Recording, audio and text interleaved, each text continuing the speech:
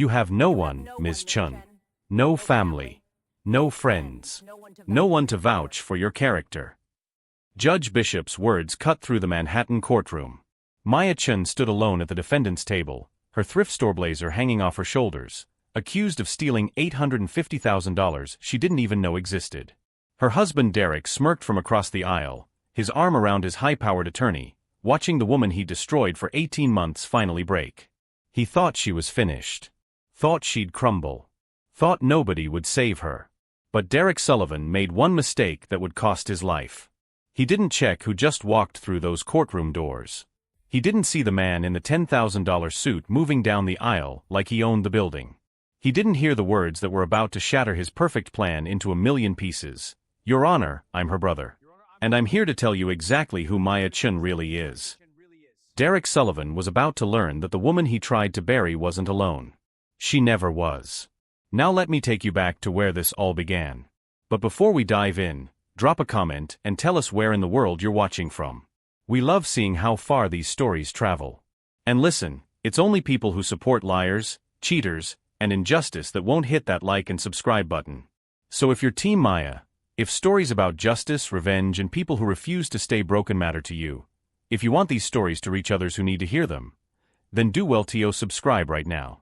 Now let's get into it. Maya Chen's hands wouldn't stop shaking. Around her, lawyers and defendants moved like they knew exactly where they were going. Almost everyone had someone with them. A hand on the back. A quiet word of support. Maya had a public defender who had skimmed her case file once and sighed as if the outcome was already decided. Across the hallway, her husband stood in an expensive navy Tom Ford suit. Derek Sullivan looked like the victim everyone expected to see, jaw tight, eyes sad, expression calm. His lawyer, Patricia Hale, paced beside him in red-bottom heels, speaking into her phone. Maya pulled her thrift store blazer closer around herself. 3 months ago, she'd owned designer clothes. 3 months ago, she'd had a home. 3 months ago, she believed her husband loved her. Her phone buzzed. Another blocked number. She stopped answering those a week earlier, after reporters started calling. After her face appeared on the news with the words accused embezzler under it. The courtroom doors opened. Chen versus Sullivan, the bailiff called. Fraud case number 2847. Maya stood up. Her legs felt weak. Ms. Chen. Her public defender stepped beside her. The woman looked tired, already focused on whatever case came next.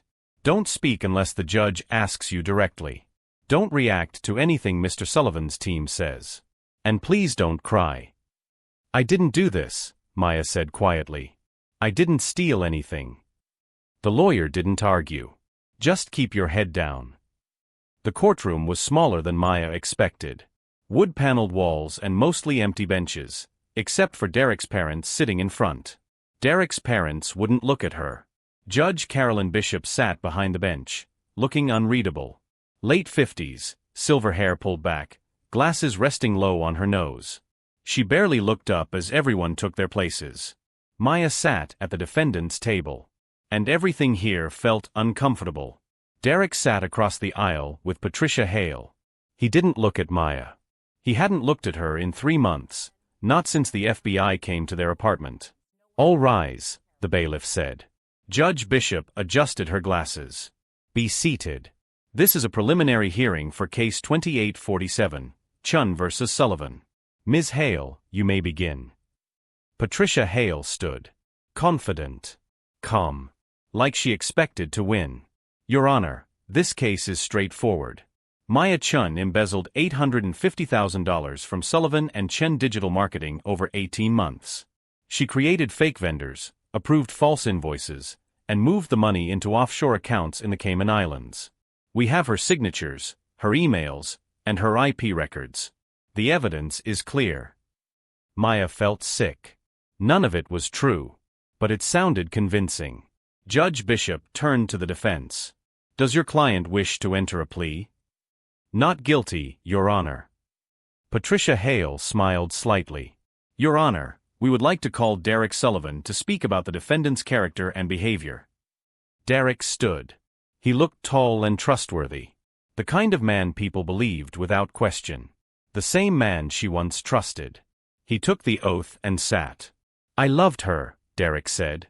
When we met 5 years ago, she was creative and driven. We built the company together. It was our dream. When did you notice something was wrong? Patricia asked. About 6 months ago. We were losing money, and I couldn't understand why. He paused, rubbing his face. That's when I hired an accountant and discovered the missing funds. Maya held onto the edge of the table. None of this felt real. And the offshore accounts? Patricia asked. They were in her name. Multiple shell companies, Derek said, looking at the judge. She'd been taking money for over a year. And worse, she stole from our charity program. The one for underprivileged kids. She managed it. She took money meant for children. The room went quiet. Maya's lawyer touched her arm. Don't, she whispered. Maya stood anyway. That's not true. The gavel slammed down. Ms. Chen, sit down or you will be held in contempt, Judge Bishop said. Her lawyer pulled her back into the chair. I warned you. Maya's vision blurred. Judge Bishop flipped through the file, then looked at her. Ms. Chen, these are serious charges. The evidence presented is substantial. She paused. Is there anyone here to speak on your behalf? Any family, friends, or witnesses? Maya swallowed and looked behind her. The benches were empty. She remembered the people she once knew. Co-workers. Friends. Even her assistant, Jenna, now sat behind Derek. Her adoptive parents had died years earlier. She had no siblings. No close relatives. She was alone. No, Your Honor, she said softly. I have no one. Judge Bishop's expression tightened. Given the seriousness of the charges and the lack of community support, I am inclined to. The courtroom doors opened. The loud bang made everyone turn. A man walked in with purpose. Tall. Confident. Early 40s. His suit was dark gray and perfectly fitted. 2 men followed behind him. The bailiff rushed forward. Sir, this hearing is closed. The man ignored him and faced the judge. Your Honor, I apologize for the interruption. My name is James Chen. I'm here to speak for the defendant. Judge Bishop frowned. Unless you are her attorney. I'm not, he said calmly. He turned and looked at Maya. His eyes were familiar. I'm her brother. The room erupted. Derek froze. Patricia leaned in to whisper urgently. The gavel struck again. Maya couldn't move. She couldn't breathe. What? She whispered. Order. Judge Bishop's voice cut through the noise. Order in this court. She stared at James. Mr. Chen, this is highly unusual. Ms. Chen's file lists no living siblings. The file is wrong, Your Honor. James nodded to one of the men behind him. The man stepped forward with a leather folder. I brought documentation. Maya finally spoke. Her voice cracked. I don't have a brother. This doesn't make sense. James looked at her again. There was something careful in his expression. You do, Maya. We were separated when you were 3. I've been looking for you for 25 years. The words didn't register. Maya felt dizzy and grabbed the table to steady herself. Judge Bishop held out her hand. Let me see the documents. The folder was passed forward. The judge flipped through the pages, reading slowly. Her face changed as she went on, first doubtful, then surprised, then serious. These are certified DNA results, she said. Birth certificates. Adoption records. She looked up. How did you get all this? I hired private investigators, James said. My sister and I were separated after our parents died in 1999. She was adopted by the Westbrook family. I was sent to relatives in Boston. I've spent 7 years trying to find her. Maya's thoughts raced. The Westbrooks had always told her she was an only child, that her parents died in a car accident. They'd given her a locket and said it was the only thing left. She was wearing it now. This is ridiculous, Patricia Hale said. Your Honor, this is clearly an attempt to. Ms. Hale, the judge cut in. I'll decide that. She looked down again. These DNA tests are from 3 separate labs. The records appear to be legally obtained. She looked at James. This seems legitimate. Derek jumped to his feet. This is fake. There is no brother. Maya's parents were poor. She told me that herself. James turned toward him. His voice was calm, but it carried weight. Sit down, Mr. Sullivan. Derek sat. James faced the judge. Your Honor, my sister did not embezzle money from Sullivan and Chen Digital Marketing. Patricia scoffed. The evidence. She can't steal from herself. James pulled another document from the folder. This is the original LLC filing. The startup capital was $2.3 million. That money came from a trust created by our parents. Maya Chen owns 75% of the company. Derek Sullivan owns 25%. The room went silent. Maya stared at the page as the judge reviewed it. The numbers didn't feel real. That's impossible, Derek said. The money came from my contacts. I built that company. Using my sister's inheritance, James said. An inheritance she didn't know about because the trust was sealed until she turned 28. Which happened 3 weeks ago. He looked at the judge. Mr. Sullivan found the trust while preparing for separation. He realized he was about to lose control of a company he never truly owned. So he moved first. Patricia stood again. Your Honor, we need time to review. This is serious, Judge Bishop said. She turned to Derek. Mr. Sullivan, did you know about the trust fund? Derek hesitated. Answer the question. I'd heard things, he said. But I didn't. You knew, the judge said. And you tried to have your wife arrested for stealing money she owned. Maya's lawyer leaned in. Did you know any of this? Maya shook her head. No. I didn't. Judge Bishop closed the folder. This case is dismissed pending further review. All criminal charges are suspended. She looked at Derek. Mr. Sullivan, you and your attorney will be speaking with the district attorney. She turned back to Maya. You are free to go. Bail is rescinded. That was it. 3 months of fear, sleepless nights, and watching her life fall apart, ended in seconds. Maya's knees buckled. Her lawyer caught her arm. James stepped in. I've got her. I don't know you, Maya said, but she leaned on him because she couldn't stand. I know, he said quietly. But you will. Outside, the hallway was chaos. Cameras. Shouting reporters. Flashes going off. James's security pushed through, keeping people back. Maya kept her head down. They reached the street where a black SUV waited by the curb. Maya stepped away from James. Her shock faded, replaced by anger.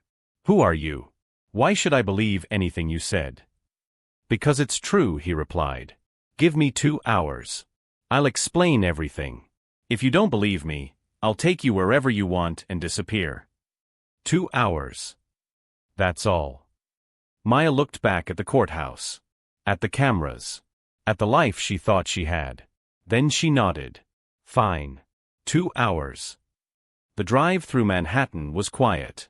Maya watched the city pass by. James sat beside her without speaking. His security team rode in front. They pulled up outside a building in Tribeca. Glass and steel, a doorman in a pressed uniform. The kind of place Maya used to walk past and wonder who could afford to live there. The penthouse covered the entire top floor. Floor-to-ceiling windows stretched toward the Hudson. Minimal furniture. Expensive art. Wealth that didn't need to announce itself. But what stopped Maya cold was the wall. Framed drawings. Dozens of them. Children's drawings. She stepped closer, her chest tightening. She knew these. She'd drawn them. Crayon and marker. Stick figures. Crooked houses. She was around 7 when the Westbrooks had thrown most of them away. So how did he have them? I've been collecting pieces of your life for years, James said behind her. His voice was quiet and careful. Anything I could find. Anything that connected me to you. Maya lifted a hand and touched one frame. A family. 4 stick figures holding hands. She'd drawn it after the Westbrooks adopted her, trying to imagine what her real family looked like. You need to explain, she said. All of it. Now. James nodded. He crossed to the bar, poured 2 glasses of wine, and offered one. Maya took it and drank without thinking. Our parents were David and Lynn Chen, he said. Dad was a software engineer at Oracle. Mom was a biochemist. We lived in San Francisco. Normal life. I was 15. You were 3. He paused. On March 14, 1999, they died in a car crash on Highway 101. Maya's fingers closed around the locket under her shirt. The Westbrooks said it was an accident. It wasn't. James's voice went hard. Dad discovered an embezzlement scheme. $40 million stolen from employee pension funds. He was preparing to report it. 2 days later, the brakes on his car failed on a mountain road. Maya stared at him. The company hired a fixer, James continued. Victor Reeves.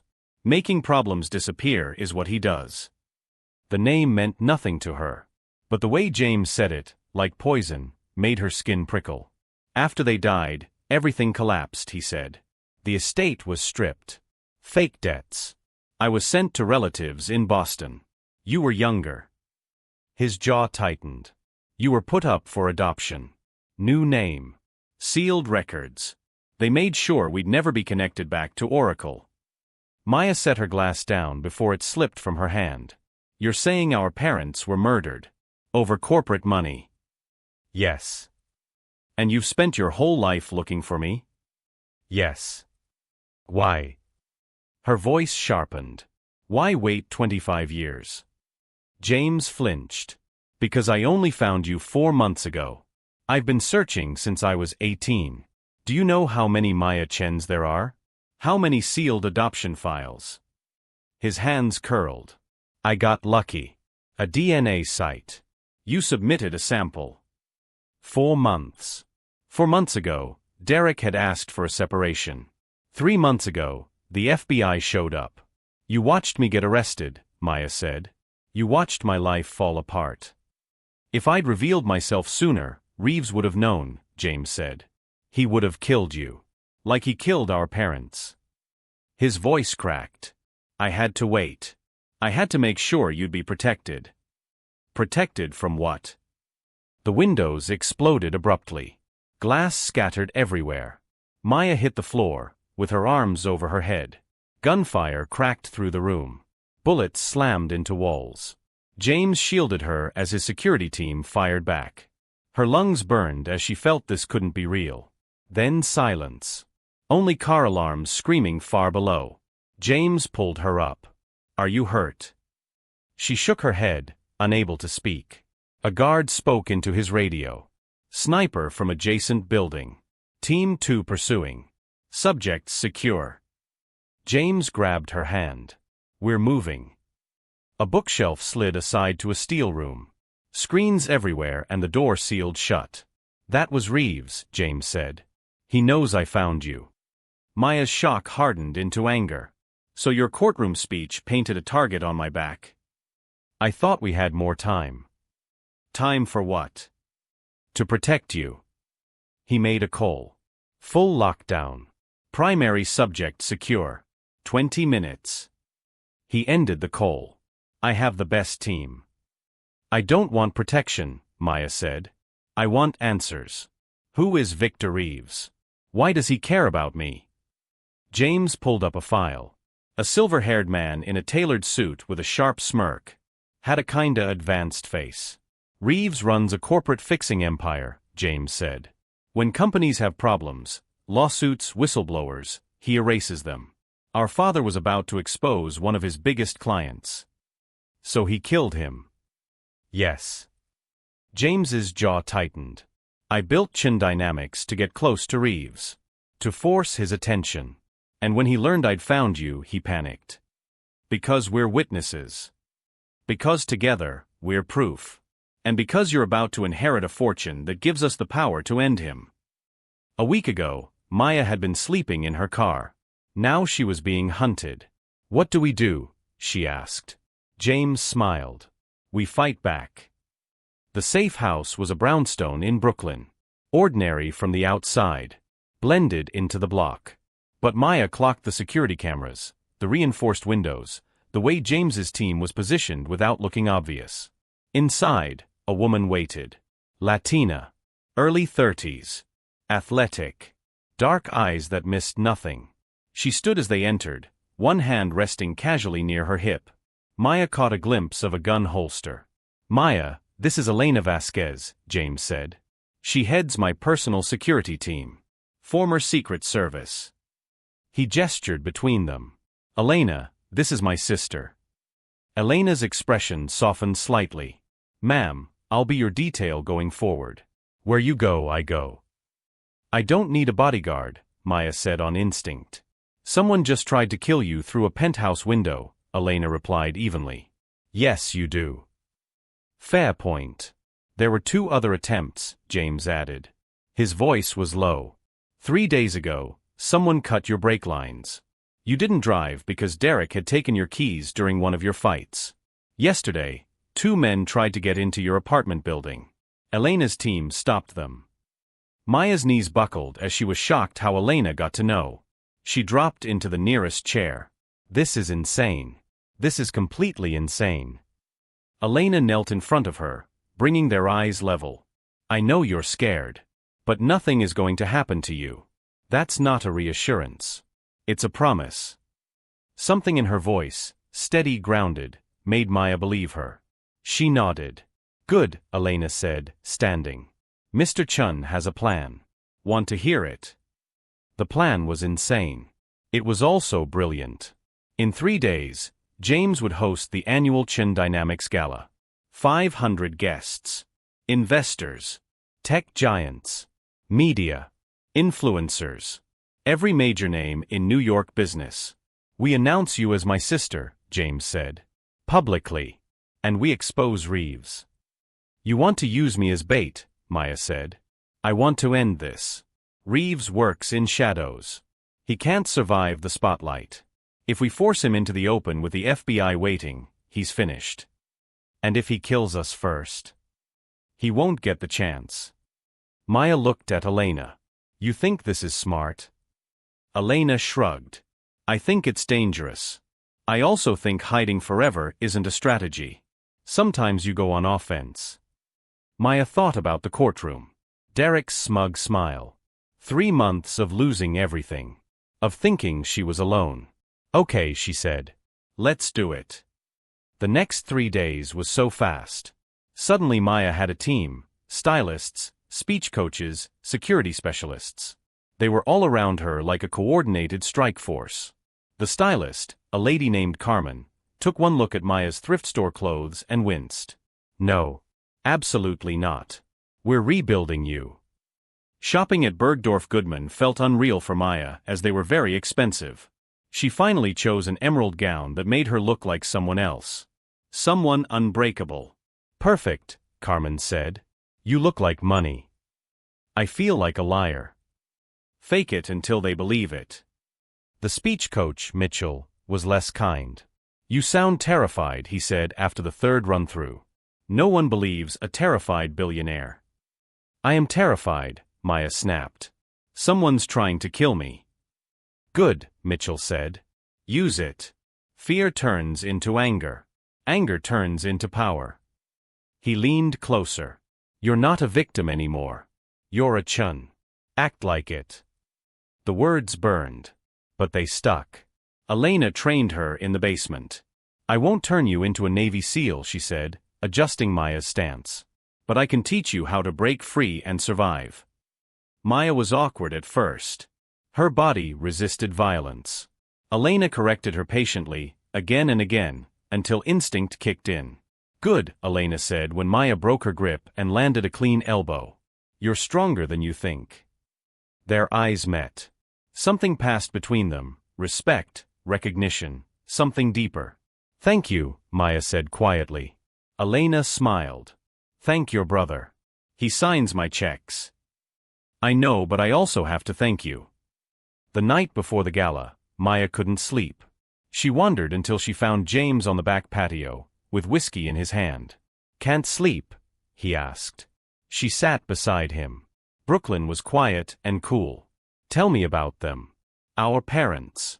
I don't remember anything. James was silent for a moment. Mom sang in Mandarin when she cooked. Dad told awful jokes. They were happy. He smiled faintly. Mom wanted you to be an artist. She said you had talent even at 3. I went to art school, Maya said.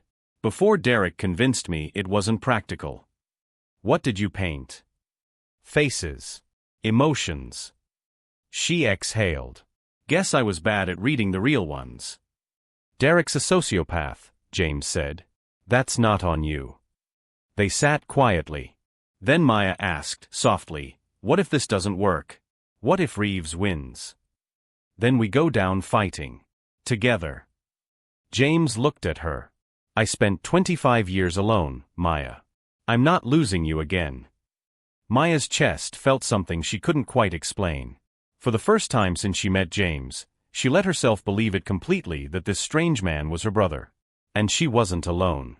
Okay, she whispered. Together. The Temple of Dender at the Metropolitan Museum of Art looked unreal.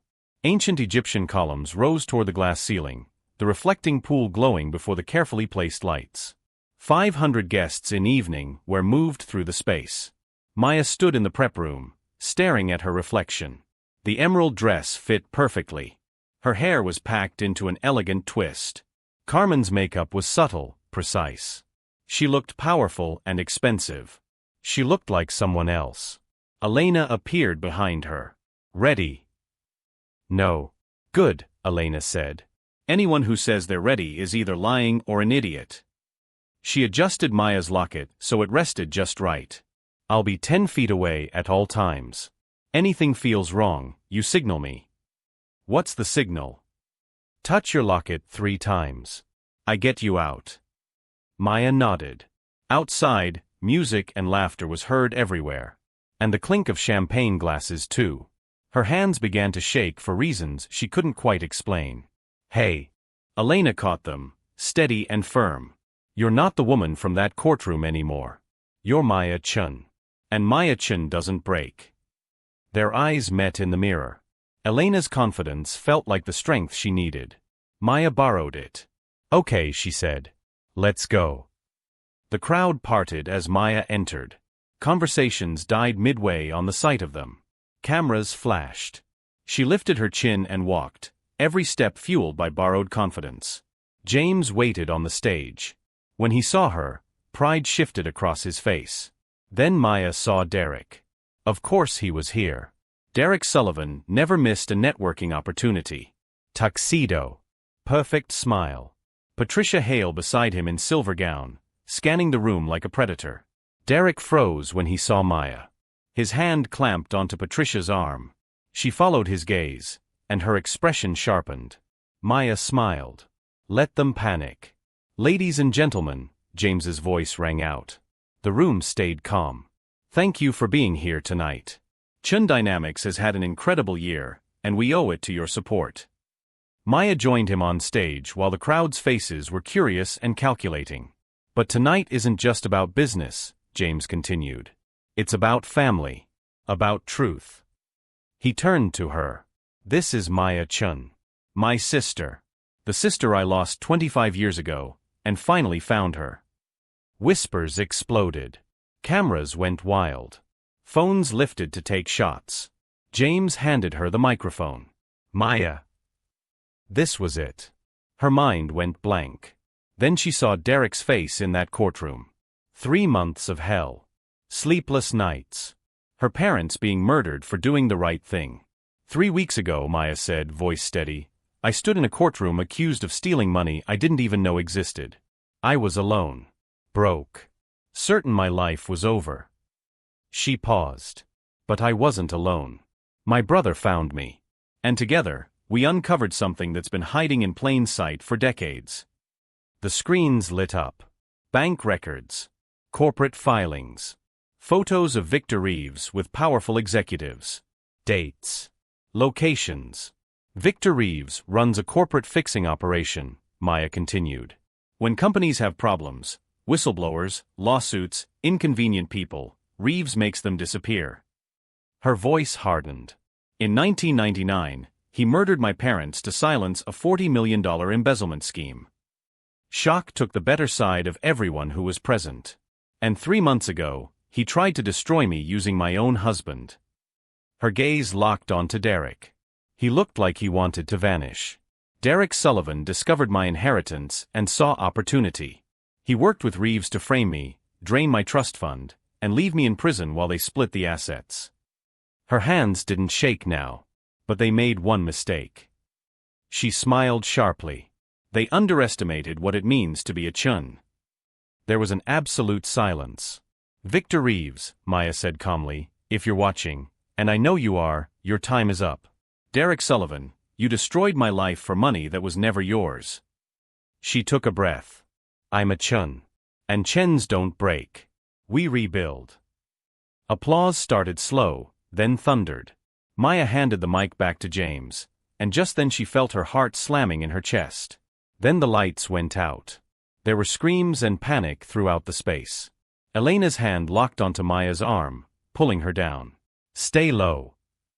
Emergency lights flared red. Through the chaos, men in suits moved fast and wrong. And then Maya saw him. Victor Reeves stood on the upper balcony. Gun in his hand. Get down, someone shouted. FBI, everywhere. But Reeves wasn't aiming at the crowd. He was aiming at Maya. Time slowed and his finger tightened. Elena moved by the shove. The gunshot tore through the air. Elena staggered. Blood bloomed across her shoulder. No. Maya caught her as she fell. Elena, stay with me. Just a shoulder, Elena gasped. I've had worse. FBI agents surrounded the balcony. Reeves tried to fire again, but they tackled him real hard. The gun skidded across the walls. Maya pressed her hands against Elena's shoulder, blood slick and warm under her palms. Someone call an ambulance. Already done. James was there, jacket off, pressing it firmly against the wound. You're going to be okay. You hear me? You're going to be fine. Elena managed a weak smile. Told you. I wouldn't let anything happen. Her eyes flipped. Elena. Maya's voice cracked. Stay awake. Please. Stay awake. Paramedics forced their way through the crowd. They worked fast, IVs, oxygen, their hands lifting Elena onto a stretcher. Family only, one of them said when Maya tried to follow. She is family, Maya snapped. Let me through. Maybe it was the blood on her hands. Maybe it was the panic in her voice. Either way, they let her climb into the ambulance.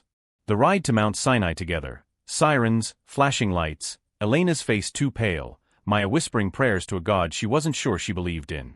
They rushed Elena straight into surgery. A nurse guided Maya to the waiting room, wrapped a blanket around her shoulders even though she wasn't cold. James showed up with 2 cups of hospital coffee. He sat beside her without saying a word. She saved my life, Maya said. She did her job. It was more than that. Her voice shook. James, what if she dies? She won't. Elena is tough. She'll be fine. But his hand trembled when he lifted the cup. Time was quite slow. Every minute stretched. Finally, a surgeon stepped out, still in medical scrubs. Family of Elena Vasquez? Maya and James stood at the same time. She's stable, the surgeon said. The bullet passed through her shoulder. No major arteries hit. She'll need physical therapy, but she's going to be fine. Maya's knees nearly gave out. James caught her. Thank God, he murmured. Can we see her? She's in recovery. Give her an hour. Maya nodded and sat back down, relief washing over her in waves. Derek, she asked quietly. Arrested. Cooperating with the FBI, trying to cut a deal. James's jaw tightened. He'll get about 15 years. And Reeves? Life without parole. Enough evidence to bury him 10 times over. It was over. It should have felt victorious. Instead, Maya just felt tired. An hour later, a nurse led them into Elena's recovery room. She was awake, groggy, arm in a sling. Hey, Elena rasped. You okay? Maya laughed. half sob. You got shot, and you're asking me that? Occupational hazard. This is not an occupational hazard. Maya sat beside her, carefully taking Elena's good hand. You could have died. But I didn't. Elena squeezed her fingers. You're safe. That's what matters. Maya looked at their joined hands. At Elena's dark eyes, warm even through the meds. Thank you, she whispered. For everything. Anytime. Elena's thumb traced slow circles against Maya's palm. Literally any time. Something settled between them. Quiet. Certain. James cleared his throat. I'll give you two some space. After he left, Elena said, your brother offered me a raise. Double salary. And I turned it down. Maya blinked. Why? Because I don't protect you for money. Elena's gaze was steady. I do it because you're worth protecting. Maya swallowed. Elena. When I'm cleared for duty, Elena said, want to get dinner? Somewhere no one's shooting at us. Maya laughed. For real this time. Yeah. I'd like that. Good. Elena smiled. It's a date. 2 months later, Maya stood at the head of the Chen Dynamics boardroom. 15 executives in tailored suits watched her closely. She wore a white pantsuit, sharp and clean. Her hair was down. The locket rested openly against her chest. Good morning, Maya said. For those who don't know me, I'm Maya Chen, co-chairman and chief creative officer of Chen Dynamics. She clicked to the first slide. We're launching a new initiative. Partnerships with domestic violence organizations. Free digital security tools. Encrypted communication. Location scramblers. Resources to help people disappear from dangerous situations. An older board member frowned. Ms. Chen, this is costly. What's the ROI? Maya met his eyes. Saving lives. If that doesn't align with your values, there's the door. There was silence and no one moved. Good, Maya said. Let's talk implementation. The meeting went smoothly after that. Maya walked them through her plans, answered questions, pushed back when they pushed her. By the end, even Winston was nodding. When the room emptied, James stayed behind. You were brilliant. I was terrified. Couldn't tell. He handed her a folder. The final settlement from Derek's assets cleared. After restitution and legal fees, you're looking at just under $900 million. Maya laughed. That's insane. Welcome to being a billionaire. I don't feel any different. You shouldn't. James smiled. Money doesn't change who you are. It just reveals it. And you want to save lives. So let's do that. Maya looked out over Manhattan through the floor-to-ceiling windows. 6 months ago, she'd been sleeping in her car. Now she was here, steady, powerful, surrounded by people who had her back. Hey, James said. You okay? Yeah. She smiled. I really am. That evening, Maya met Elena at a small Italian place in the West Village. No security. No cameras. Just dinner. Elena wore a simple black dress, her arm finally free of the sling. You clean up well, Chen. So do you, Vasquez. Maya smiled. How's physical therapy? Pure torture. Very effective.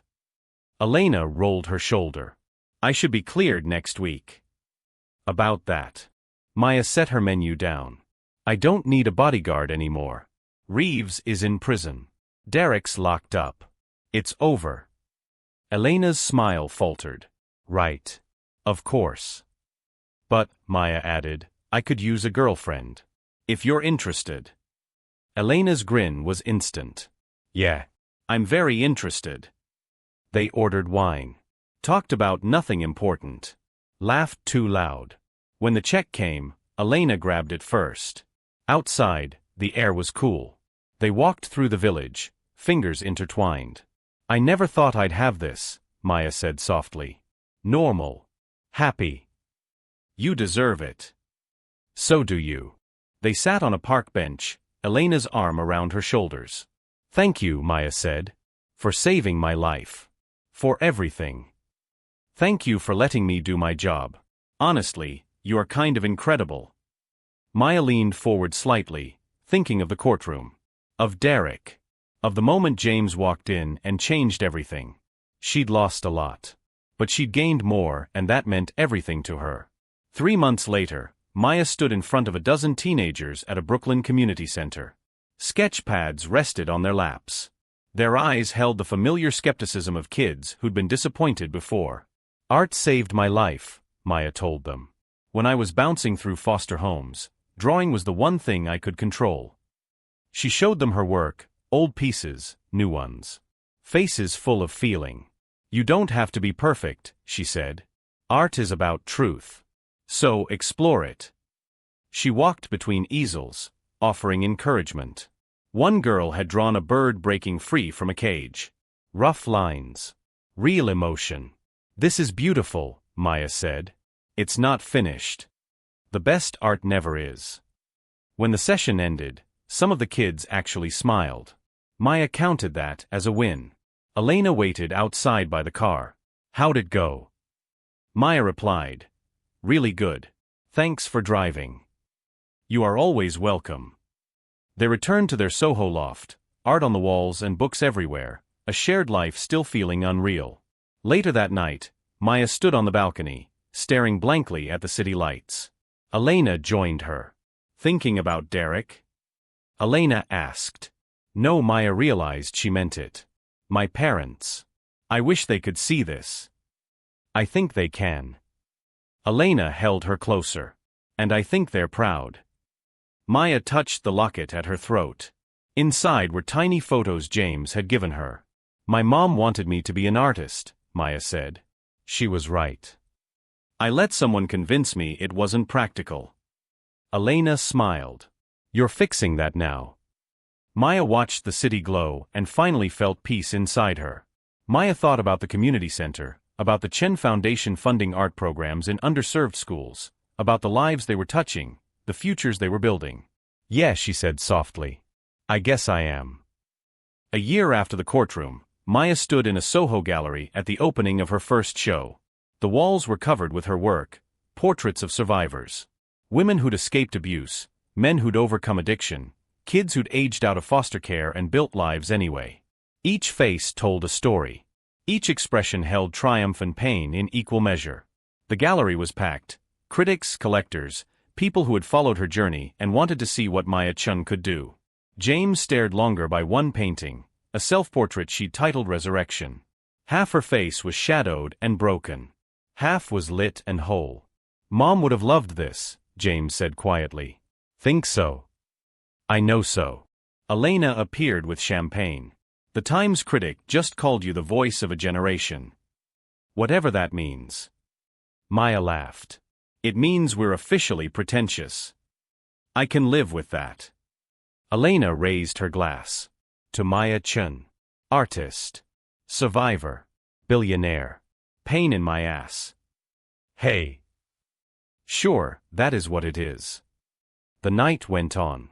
Maya spoke with collectors, gave interviews, smiled until her face hurt. But it was good as it all felt real. Late, when most guests had left, she stood alone with one painting, a woman in a courtroom, head down, shoulders hunched. Behind her, barely visible, a shadow of wings. That's my favorite, a voice said. Maya turned and met an older woman, maybe 60, kind eyes and elegant jewelry. Thank you. It reminds me we're never as alone as we think, the woman said. Even when the world tries to convince us otherwise. Sure, Maya agreed. We're not alone. The woman bought the painting for $50,000. Maya donated it to a domestic violence shelter. When the gallery closed, Elena drove her home. Both were exhausted, high on adrenaline and success. You did it, Elena said. Your first show. Sold out. We did it. Maya squeezed her hand. I couldn't have done this without you. Sure you could have. But I'm glad you didn't have to. At home, Maya collapsed on the couch. Her feet ached and her face ached from smiling. But her chest felt light and whole. The next morning, Maya woke to her phone buzzing. A text from James. Turn on the news. Her story, her art, her face were on Good Morning America. Supporters discussed the corporate conspiracy that had nearly destroyed her. Maya Chen has become a symbol of resilience in the face of corruption, one said. Her story reminds us justice, though delayed, is not always denied. Elena watched over her shoulder. How does it feel, being famous? Maya thought. Weird. But good. If it helps even one person find courage, it's worth it. That's very noble. I have my moments. Her phone rang. James. Did you see? Hard to miss. CNN wants an interview. So does 60 Minutes. About a dozen publishers want your memoir. What do you want to do? Maya looked around her loft. At Elena making coffee. At her art supplies strewn across the table. At the life she'd built from nothing. I want to paint, she said. The rest can wait. Good answer. She eventually did the interviews. Told her story again and again. Wrote her memoir, not for money, but because people needed to hear it. A year later, They Tried to Bury Me hit the bestseller list. Reviews praised it. A testament to the human spirit. Required reading for anyone who's felt powerless. Maya Chen's story will break your heart and put it back together. Her favorite review came from a teenager on TikTok. This book showed me I'm not alone. That I can survive this. Thank you, Maya Chen. 2 years later, James called a family meeting. Maya, Elena and himself sat in his office. I'm stepping down, James announced. Maya nearly dropped her coffee. What? As CEO. I've spent 30 years building this company. I want to spend time actually being your brother instead of just your business partner. So who takes over? James slid a folder across the desk. You. Me? I'm an artist. I don't know how to run a billion-dollar company. You built a marketing agency, a foundation, testified before Congress on corporate reform. You're more qualified than you think. And I'll be advisor. The board's already approved it. Maya looked at Elena. She shrugged. For what it's worth, I think you'd be incredible. Maya opened the folder. Contract. Salary. Stock options. The weight of an empire settling on her shoulders. I need to think about it, she said. Take all the time you need. That night, they walked the Brooklyn Bridge. The city sparkled around them. What do you want to do? Elena asked. I don't know. Part of me wants to just paint. Live quietly. You're never going to be nobody now. I know. Maya stopped, looking out at the river. But with the company, we could do so much good. Fund programs. Change policies. Make a difference. Then there's your answer. Is it that simple? Nothing's simple. But you've never run from a challenge. Elena said. Maya thought about the girl she'd been, broken alone, convinced she had nothing. She thought about the woman she was now. Strong. Loved. Powerful. Okay, Maya said. I'll do it. 3 months later, she stood at the podium of Chen Dynamics' annual shareholder meeting.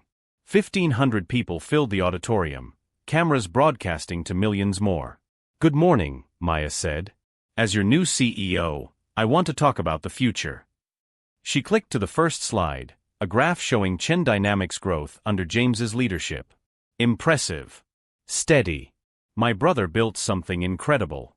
But I don't want to just maintain it. I want to revolutionize it. Next slide. We're launching 3 initiatives, a fund for women-led tech startups, partnerships with HBCUs to create direct pipelines into our company, and comprehensive mental health coverage for all employees and their families. Murmurs went across the room. A shareholder raised his hand. Ms. Chen, these initiatives are expensive. How do they benefit the bottom line? Maya smiled. The same question Winston had asked years ago, but now she had an answer. They benefit humanity. And in my experience, what's good for humanity is eventually good for business. If you disagree, I'll be happy to buy out your shares. The room went silent. Then someone clapped. Then another. Soon, the entire auditorium was filled in applause. Maya caught James's eye in the front row. He was beaming in smiles. After the meeting, reporters were seen everywhere. Maya handled every question with the confidence she'd built over 2 years of interviews, depositions, and speeches. Ms. Chen, how does it feel to go from accused criminal to CEO? Like justice. What advice would you give other women facing similar situations? Document everything. Trust your instincts. Never let anyone convince you you're powerless. Any comment on Derek Sullivan's parole hearing? Her smile sharpened. I hope he's learned that you can't destroy someone just because you feel entitled to their life. And I hope the parole board keeps him exactly where he is. Derek's parole was denied. Maya didn't celebrate, but she slept easier that night. 5 years later, Maya bought a brownstone in Brooklyn.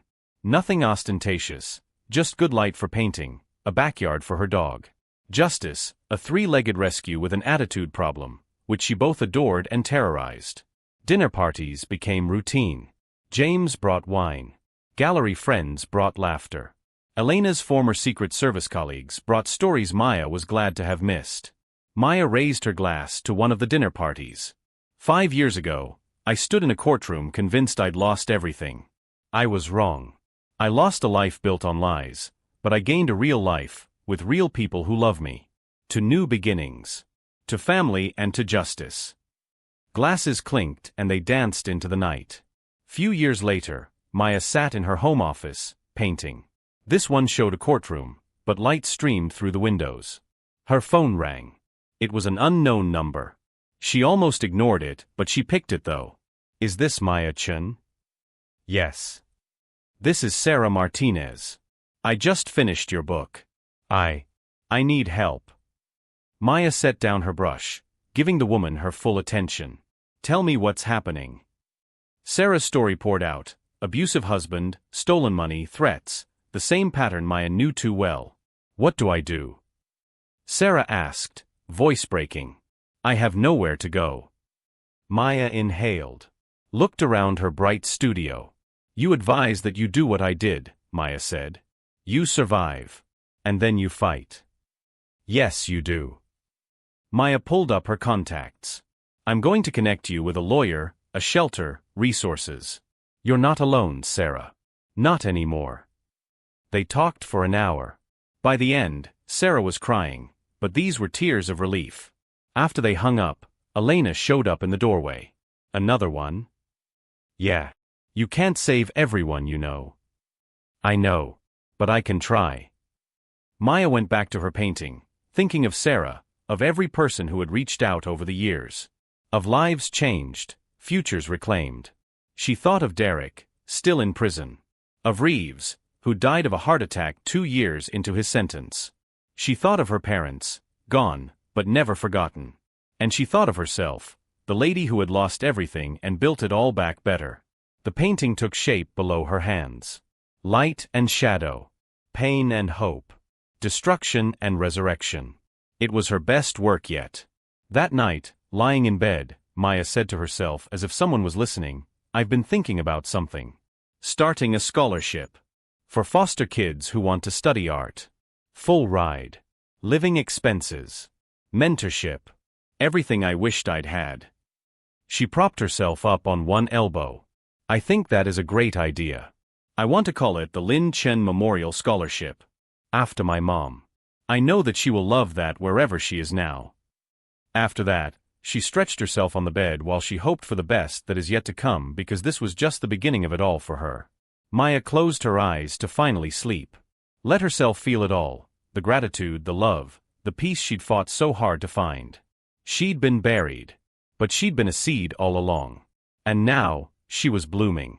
If you've followed Maya's journey this far, thank you.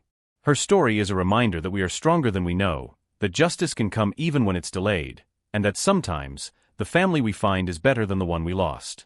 If Maya's journey moved you, hit subscribe and leave a comment sharing your thoughts. Have you ever had to rebuild your life from scratch? Let's talk in the comments. And if you know someone who needs to hear this story, share it with them. Because sometimes we all need a reminder, they might try to bury you, but they don't know you're a seed.